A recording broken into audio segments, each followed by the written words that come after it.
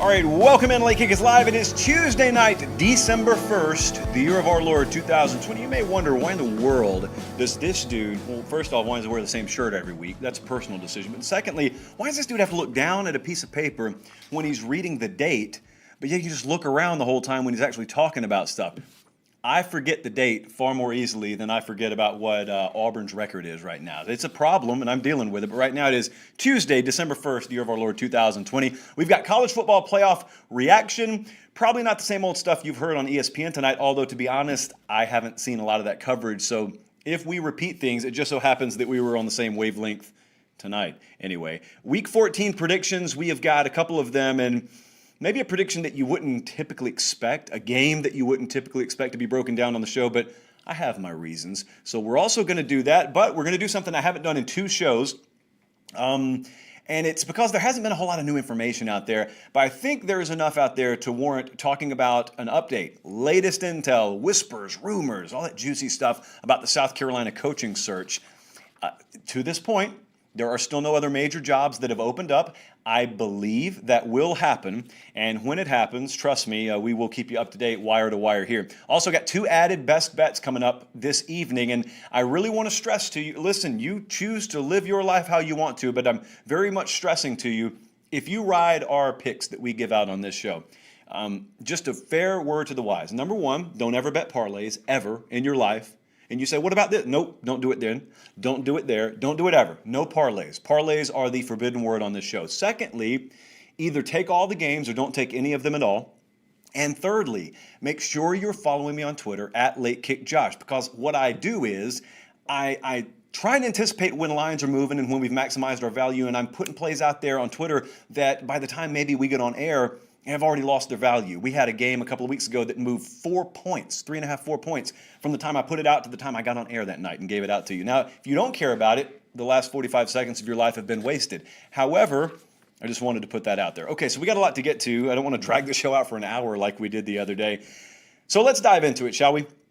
College football playoff rankings, the latest edition, has been unveiled just about an hour ago. A lot of it remained unchanged. Alabama is still the number 1 team in the country. Notre Dame 2, Clemson 3, Ohio State number 4. There was some conjecture out there. I was halfway curious, to be honest with you, about whether they were going to keep Ohio State 4 or they were going to bump A&M, Florida, whichever team they view as the next best. In this case, A&M is the number 5 team. If they may bump them up. They did not. Now, here's what's obvious at the present moment. They just think Ohio State's a better team. I've been going back and forth with a lot of you on Twitter, and you've misunderstood what I've said about this. So let me make my thoughts on Ohio State football perfectly clear. I think they're the better team, too. I think they are better than Texas A&M. If I put Ohio State and Texas A&M on a field tomorrow, I'd pick the Buckeyes to win. So that's established. Now that we dive into the more granular details of what the criteria actually will be and should be, and even in this year is, when it comes to the selection process. A couple of things that are very obvious now. Clemson and Notre Dame are in all likelihood not playing next week. That's been announced very, very recently. In fact, Colin had to inform me of that because I've been busy with other things today. So they're going to play in the ACC championship game unless something very, very crazy happens. And what's obvious to me right now with Notre Dame, as you saw, they're still sitting at number 2, is Notre Dame, man, like their path is very clear at this point. I also, for the record, do not disagree with their ranking. I would have them in the same spot if I were on that committee. I'd have Notre Dame in the same spot right now. There are a few teams that don't have to worry about anything other than taking care of their business. One of them is, of course, Alabama. Another one is, at this point, Notre Dame. Clemson, I think, fits this description too. If they win out, they're in. Florida, this is kind of what puzzles me. Florida is also in this boat. Those are the only 4. 1, 2, 3, 4. Those are the only 4 teams, as far as I can tell, that if they take care of their business, they're in. Ohio State does not fit that description right now. Texas A&M does not fit that description right now.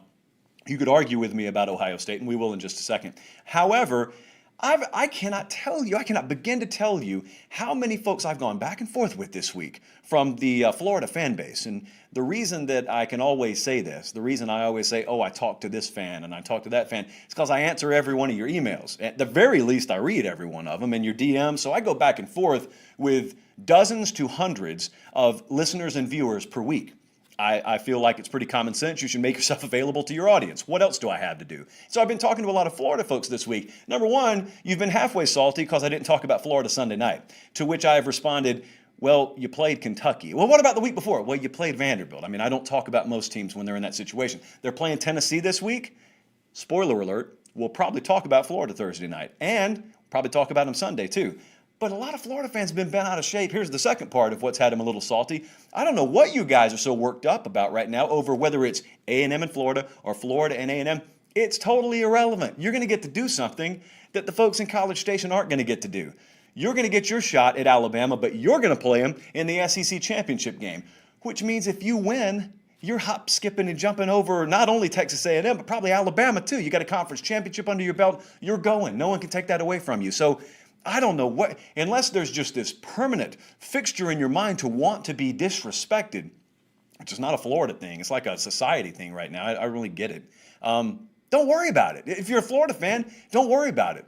Welcome the folks who doubt you. Welcome it. If anything, you can use it as motivation if that's your thing. However, I was looking at that. I was wondering kind of what that committee was going to do about A&M and Florida, what order they'd have them in. Now, there are two schools of thought here. It's pretty common this time of year. If you had a head-to-head result early in the year and it was close and the home team won a close game, and then you get later in the year and the team that lost earlier in the season, they're kind of surging. Well, should we have recency bias and should we bump one over the other? Well, of course you shouldn't right now, unless one's a definitively better team. No, you shouldn't. So the resumes with those two teams, they're comparable. Well, head-to-head matters. It's not even JP criteria. That's college football playoff criteria. And like I said, regardless of whether you agree with those rankings right now or not, if you're a Florida fan, it's irrelevant. So just take a sip of sweet tea, sit back, relax, take care of your business against Tennessee, and then go to Atlanta and pull an upset. Now here's part B of that. What would be extremely interesting is if you don't pull the upset over Alabama, but you lose 30-27. How are they handling that? I don't know. Also, for the record, you may have 4 of the Heisman finalists on the field at the same time that day. Well, excuse me, 4 should-be Heisman finalists. You know my thoughts on how Kyle Pitts and Devontae Smith are being treated right now. So Ohio State stayed at 4 in these rankings. A couple of things are clear. Well, maybe one thing's clear. If they are able to go to the Big Ten title game and they win, they're going to be in. A lot of you are rubbed very, very raw about that, and I understand. Trust me, I do. However, as I told you in September, and nothing has changed about my opinion on this, there is a default setting, whether you like it or not. You can call it preview magazine syndrome if you want to, but there is a default setting in everyone's mind, yours included, by the way. Be honest with yourself, because I have this too. There's a default setting when you enter a season, how good you think teams are. And that committee is no different. And they got an impression in their mind, they have since the very beginning of the season, about how good they think this team is. They think they're one of the best 4 in the country. I do too. I think they're one of the best 4 in the country. There will be every single effort made to find a reason to put Ohio State in because of that. And if they have a conference championship under their belt, if they have that extra bullet in their chamber, that's all it'll take. You can like it, you can not like it. I'm telling you, that's the way it's going to be. The only argument here is if they're not able to get enough games in, and I'm not going to take the added 15 steps that apparently some of the folks did at the national level on the ESPN broadcast tonight and suggest that Michigan's going to run and hide intentionally to keep Ohio State out of the Big Ten title game. I'm not going to do that. I'm just going to say in general, if they're not able to play in that conference title game and therefore not able to secure a conference championship, and then you've got a resume comparison of a 9-1, hypothetically, 9-1 Texas A&M versus 5-0 or 6-0 Ohio State, I think they'll have a big problem there. And I can't disagree with the sentiment if they do end up having a big problem because of what I talked about the other night. I mean, I value competition, I value games, I value putting yourself in the arena. And I've had a number of you come back at me, and you're right when you say, well, it's not Ohio State's fault. It's not Ohio State's fault that the Big Ten fumbled this. You're right. In fact, you're probably one of the only reasons they ended up getting on the field to begin with. Everything was done right in Columbus. I'm not saying it wasn't. What I'm saying is someone's got to pay a price. Like someone's got to hold the bag. A&M's not going to pay the price for the Big Ten's incompetence, so it may end up being you. And if it's you sitting there 5-0 or 6-0 against an SEC Western Division team whose only loss is to the number 1 team in the country and who has a win over the team they're playing in the SEC title game and some other good wins too, If that 9-1 team's sitting there against you 5-0 or 6-0, I'm telling you right now, I don't think those are comparable resumes. Why is that important? Well, it's important because of this. All the arguments you can make about who would beat who on a neutral field, who would be favored against who on a neutral field, who do I think is better? My answer to that could be Ohio State across the board. And in this scenario, it wouldn't matter because the only time that has any business being in the conversation is if the resumes are comparable. All that's tiebreaker stuff. Okay, what you think, what I think, how we believe a game would play out, all that's tiebreaker stuff. You know, early in the year, I thought Ohio State would blow Indiana out. That's what I thought. In fact, I bet money on it, and I told you to do the same. Well, they beat them by 7.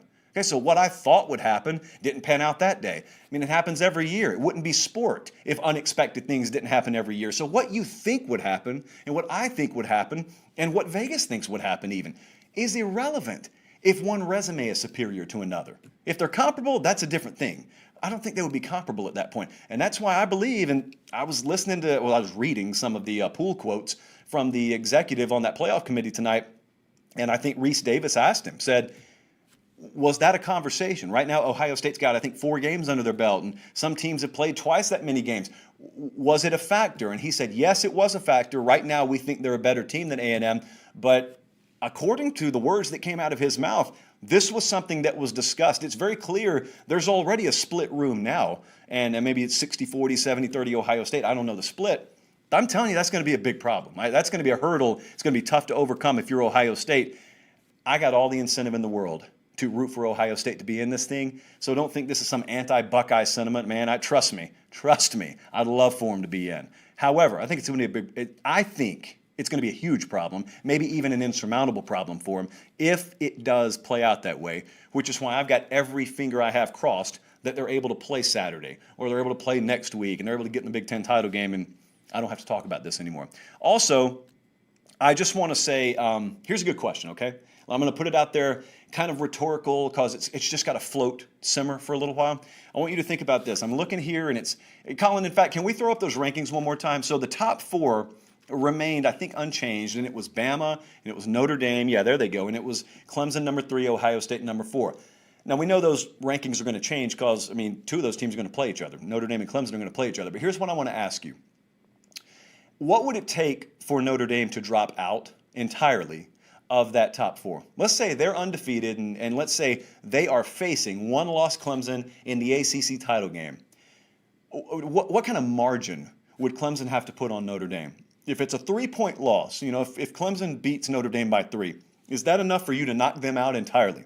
If it's a 13-point loss, is that enough to knock them out entirely? It's my personal opinion here, I think it's going to take a pretty sound victory from Clemson over Notre Dame in order to drop the Irish all the way out of that top 4. And that's my thinking on this currently. There are games to go this weekend, obviously. But having said that, you got to really love it. If you were to tell Brian Kelly he was going to be at this point in the year and have this much control, total control really, over his own destiny, boy, he would have taken that in a heartbeat. In fact, they would have probably traded the next 5 years worth of playing in the ACC if they knew this was going to be the case. And how ironic. Playing in a conference may end up saving Notre Dame this year. Or maybe if number of games you play is irrelevant, maybe it's going to be the only thing that hinders them this year. But that's the current state of affairs in the college football playoff rankings process.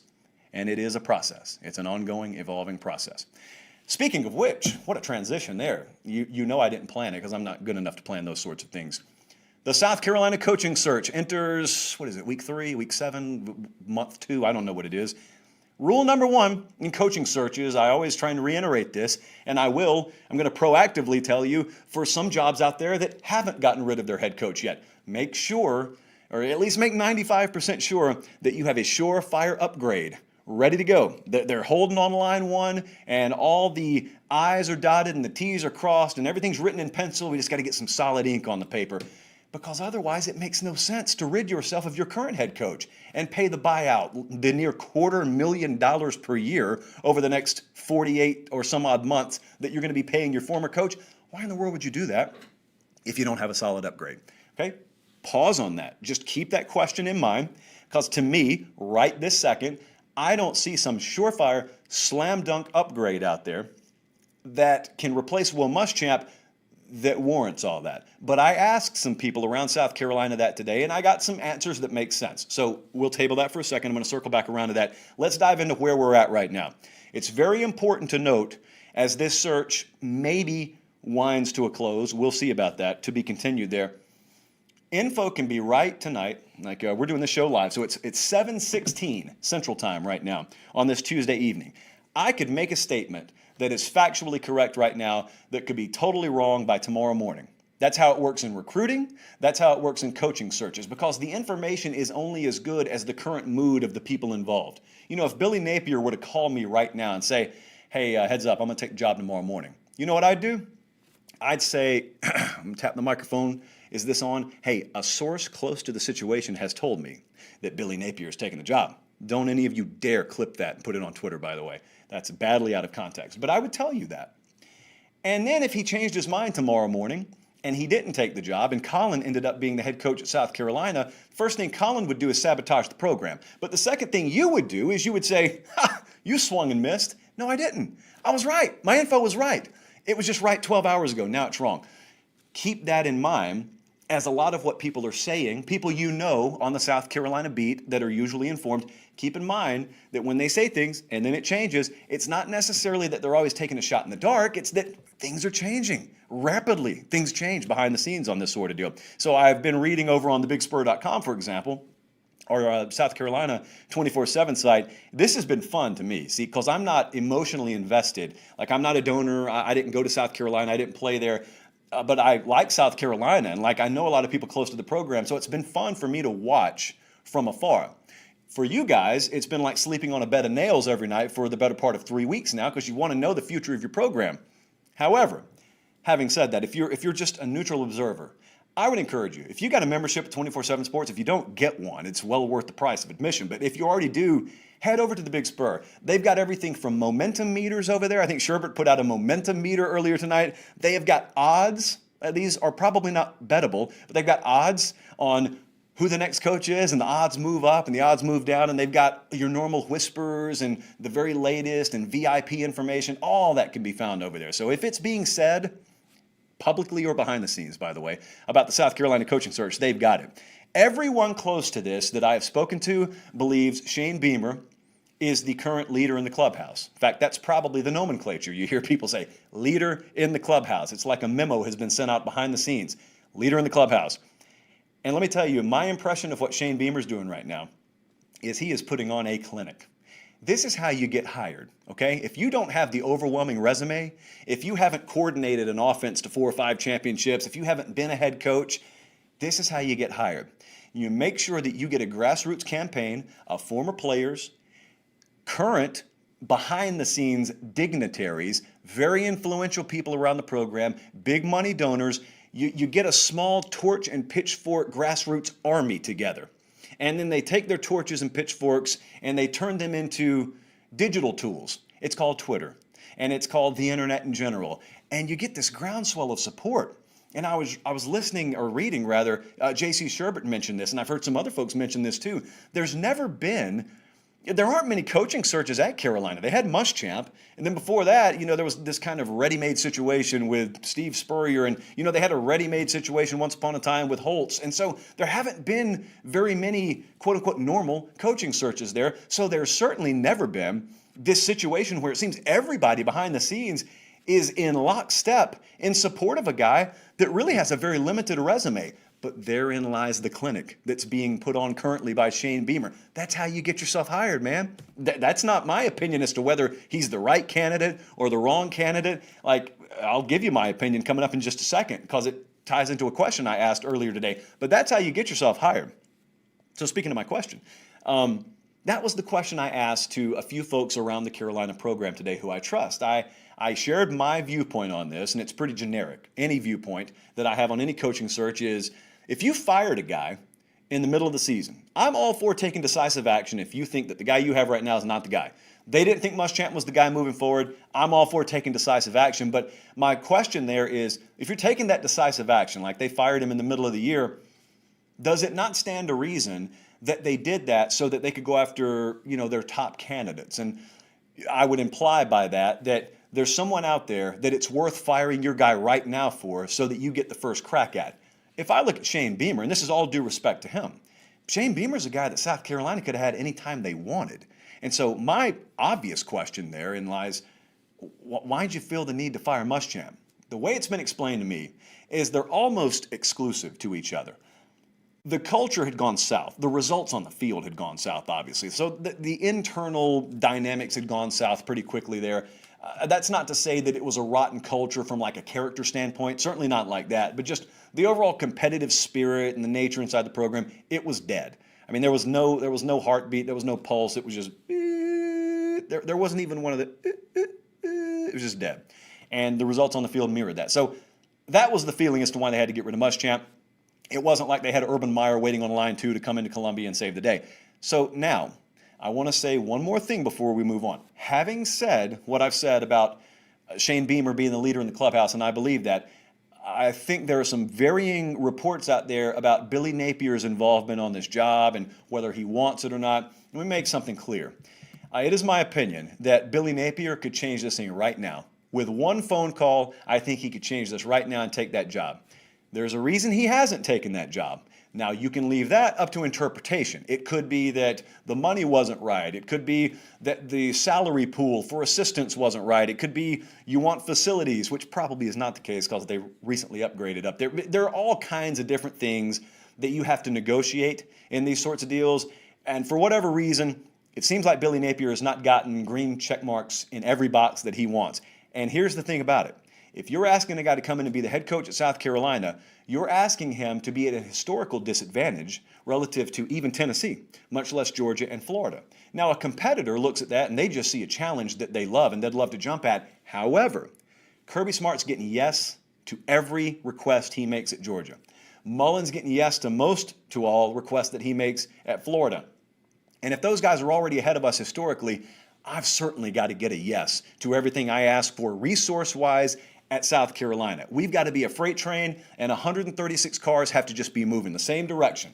We can't have, we'll give you 75% of what you want here. Well, meet us 60-40 on this. It's got to be 100%. You got to be 100-100. That's how marriages work. That's how coaching hires work. You can't do the 50-50 deal. You can do the 50-50 deal if you want to go to the Belt Bowl.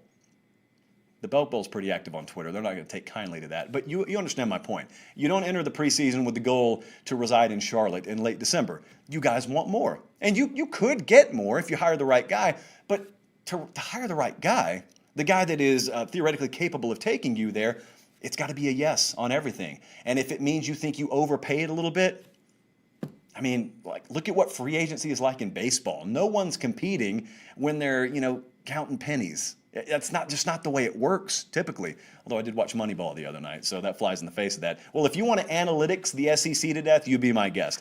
By and large, you got to have a big-time head coach who does big-time things, and in order to do big-time things, you got to pay him big-time money. That's the current state of affairs, second time I've said that phrase tonight, at South Carolina. All right, let's talk about some games that are happening this week. I'm going to break down a game here. I'm not breaking it down a whole lot because it doesn't really need to be broken down a whole lot. But I'm going to break this one down. I don't know what you're doing Saturday night, prime time, 8 o'clock Eastern time, but if you want to check out just something that should carry with it a TVMA rating, check out Alabama as a 28.5-point favorite, number steadily climbing, on the road at LSU. Why break this game down? What in the world are we doing?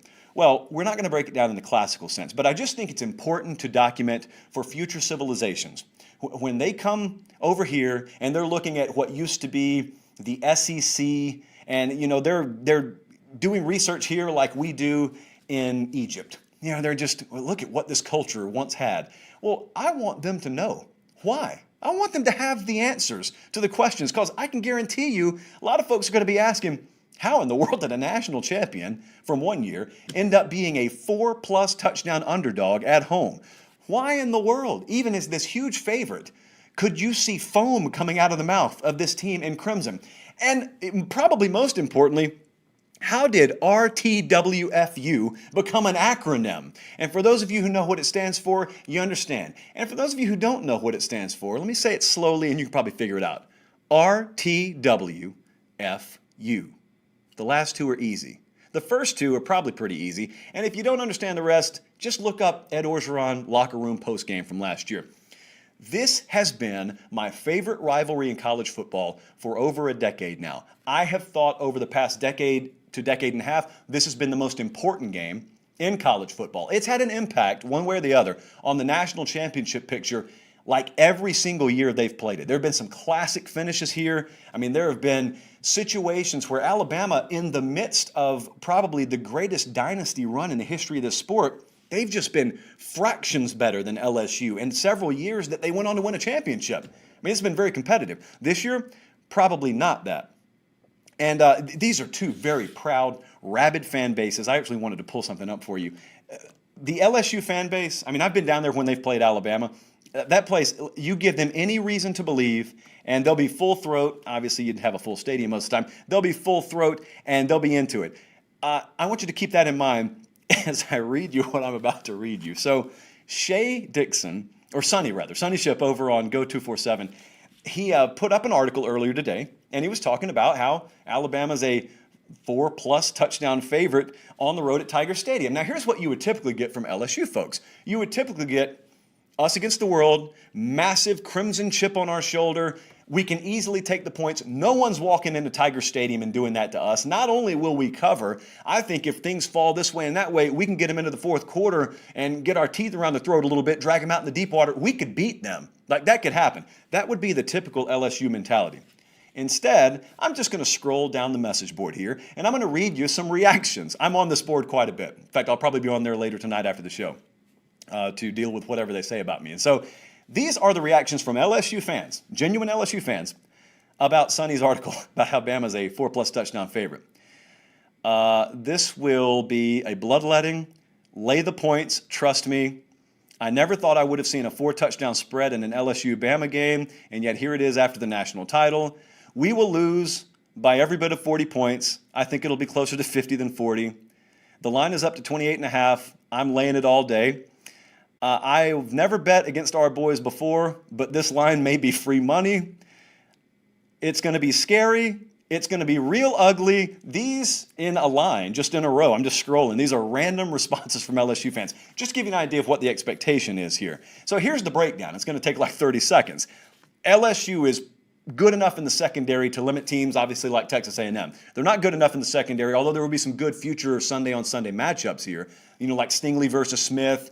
Devontae Smith easily got the better of that matchup last year. If you see that this year, good matchup. I lean Devontae Smith on that one. They're not good enough to limit Alabama through 4 quarters, obviously, though. Alabama's depth on defense and talent on defense, capable of doing everything to LSU that Texas A&M did last week. And so what I'm saying is we could be looking at a name-the-score situation. Now, before I give you just kind of an overall feel about why I'm talking about this game in general, Colin, let's go ahead and show the capsule. Just for fun, the capsule on this game is the Vegas opinion based on our opinion and compared to our opinion. The Vegas number right here is 28.5. Okay, Alabama minus 28.5. I don't know how to factor in for what's in play in this game in our model. We like Alabama over 30, so it's 32.5. We got Bama minus 32.5. I'm not sure there's a restrictor plate factor in this game. If you've watched Bama, and most of you have, it's the number 1 team in the country or close to it every year, you know there's this restrictor plate mentality with Nick Saban. It was on display last week against Auburn. Once they realize that the other team cannot contain them and cannot control them, it's like, it's the same deal where you put a restrictor plate in a race car to keep it from going 245 miles an hour. Well, Nick Saban puts that on his own team. And so last week, Bama could have scored 42. They could have scored 52, 62. They just dialed it in, put Bryce Young in, don't let him throw a pass, and it is what it is. Get out of there unscathed. We'll move on to the next week. I cannot overstate to you enough how big a deal this game is for Alabama, how badly behind the scenes they fought to play this game, how in some cases a little bit resistant LSU has been to play this game. Just to be honest with you, you may think that's weird, but if you were around this game last year and you understood the behind the scenes things, and some publicly, some of the things that were happening, some of the things that were being said last year, a lot of the elements that typically wouldn't be present in the motivation factors for an Alabama team, they're present. And what I'm telling you is, I'm not sure the restrictor plate's on in this particular game, in this particular week. Could be a one-off type situation. But if Nick Saban does not turn off the water spigot like he normally does, there is no limit to how badly this will look. There is no limit to how ugly this can get, because there's going to be a point in this game where they're able to name the score. And if they want to, they can totally bleed LSU dry. And I think they're going to opt to do it on national TV, in prime time, no less, in Tiger Stadium. So I'm telling you, I haven't put it on our graphic yet, but I'm going to tell you this. We're going to take Alabama to win. We are going to take them to cover the 28.5. That's going to be one of our best bets of the week. It's at 28.5 right now. In fact, we may end up moving on that tonight because I think it's going to go over 30, to be honest with you. So you might as well consider that having been placed on the last graphic that Colin's going to show you later. But I like Alabama to win, and I like it to be very, very unfamiliar looking. To those of you who normally watch Bama, I think they're going to stretch that thing a lot harder and a lot further than they normally do in games like that. As for a game that figures to be much more competitive, Texas A&M is a 7-point favorite at Auburn Saturday. This is a really good game. It's a noon kickoff Eastern time on ESPN. Aggies laying 7, very important. It was a lower number earlier in the week, and then it crept up. This, to me, is probably the sneakiest, best game in the Southeastern Conference since Florida played at Texas A&M. You remember that game. It's very consequential now, as it turns out, but a lot of people weren't paying a whole lot of attention to that game when it first happened. And we were telling you all week, hey, watch. This is a really important game. Watch this game.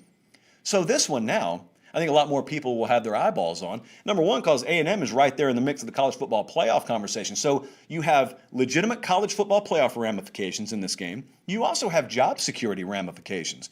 The heat will be on either coach if they lose this. Not to the same degree. Like the heat that Malzahn could feel if he loses this is a bunch of his fans saying, fire this man.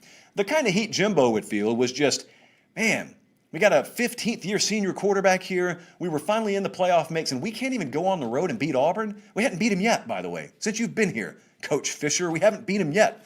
So how in the world are we going to get it done in the future if we couldn't get it done when Auburn's terrible and we're sitting there top 5? That's the kind of heat he would feel. Auburn can win this game. Make no mistake about it. I'm going to give you the path for Auburn to win this thing. They can win it because they can limit Isaiah Spiller. Texas A&M's got to be able to run the ball. It's even more imperative for them to do it than all these other teams that are sitting there in the top 4. Like Alabama could have 93 yards rushing and still rip you to pieces. Ohio State can do the same thing. A&M cannot do that. They're not that kind of team. Florida could do it. A&M cannot do that. They got to be able to run the ball. Now, Isaiah Spiller, who is the featured tailback for them, has 2 games this year, by my count, where he's been held under 100 total yards. That's not the end-all, be-all, but just broad strokes purposes. 2 teams have been able to limit him like that. One of them was Alabama. The other one was Arkansas. Auburn can do that. Auburn possesses the potential to be able to do that. They are not defensively up front what they normally are, but they still possess the ability to limit a team that they don't have to worry about stretching them vertically, like Alabama, for example, last week. Last week they had no answer for Alabama. A&M's not Alabama. Now, Alabama, by the way, totally shut down that game, and it got kind of sideways. I don't think this game ends up getting sideways like that. The offensive line, when you look at Texas A&M's strengths, weaknesses, the offensive line is still decidedly one of, if not maybe the biggest strengths of this team. There's an interesting stat right now, though, that I was reading, I think, over on Auburn Undercover earlier today. And it's this, they haven't given up many tackles for loss. They haven't given up many quarterback pressures, many sacks at all. But a quarter, 25% of the tackles for loss that A&M offensive line has given up this whole year, they gave up last week. So if you want to go recency bias, they're on a terrible streak right now. They're on a terrible run. LSU they may not be able to do a whole lot. They can get pressure on the quarterback.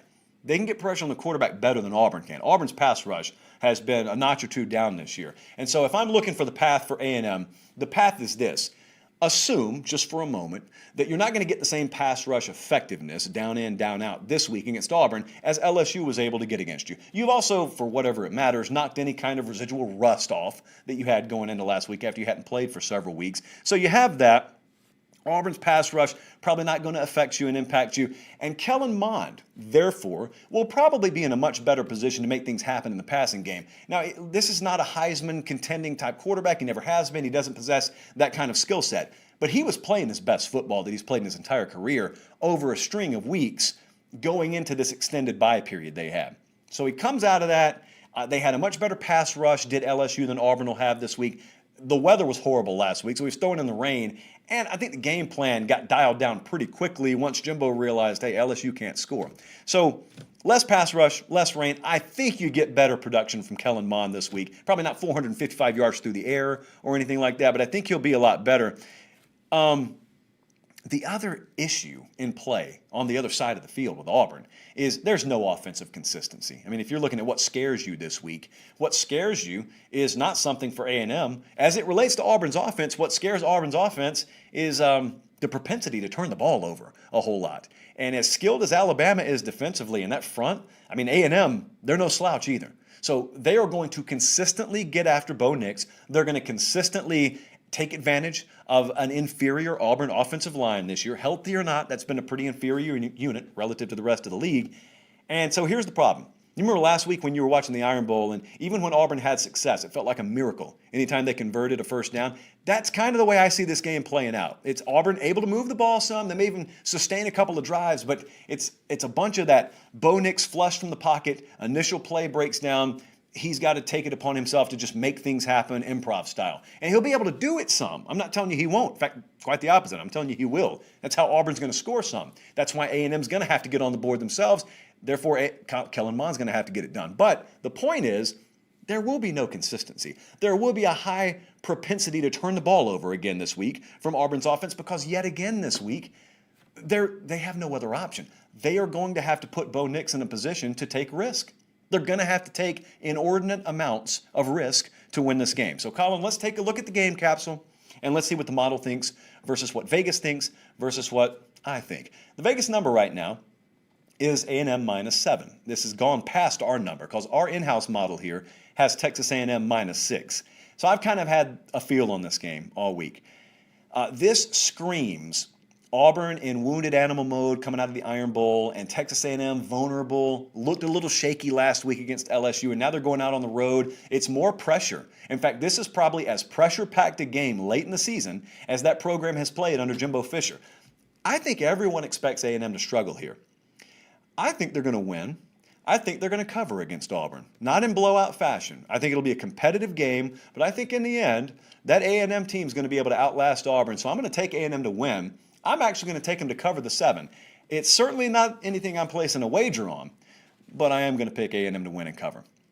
Now, the games that we are willing to place wagers on, Colin's going to show you right now. The Ramen Noodle Express is how we wrap up pretty much every show. I have added 2 more best bets since we last spoke. If you follow me on Twitter, @LateKickJosh, you already got these. These lines are going to be moving. In fact, since we went on the air, they may have moved for all I know. I gave you 2 the other night. So you already know West Virginia +7 at Iowa State. And this game right here I feel extremely good about. It's Washington -10 versus Stanford. I just don't know if the game's going to be played. So keep your fingers crossed because we got a really good number on that game. However, I expect to wake up any morning now and see that thing's been postponed. But as for now, we like Washington -10. Here are the 2 new games. A couple of short favorites here. Oklahoma State is on the road against TCU. Cowboys -2. Last week they burned us. We laid 2 possessions with them. Well, right now, hey, in order to cover this, they pretty much just got to win the game. So we'll take Oklahoma State -2 against TCU. And then we're going to lay 3 points. Missouri -3 at home versus Arkansas. Rakeem Boyd out for Arkansas. Kind of got a whiff of that coming earlier in the week. We wanted this number when we did. I think it'll end up being above 3 by the time that game kicks off. So West Virginia +7, Washington -10, Oklahoma State -2, Missouri -3. And I'm going to go ahead and tell you right now, you might as well pretend it's in that box. Alabama -28.5 is a game that we're going to move on. I'm going to tweet that out as soon as the show's over. It's probably the biggest number that we've laid all year.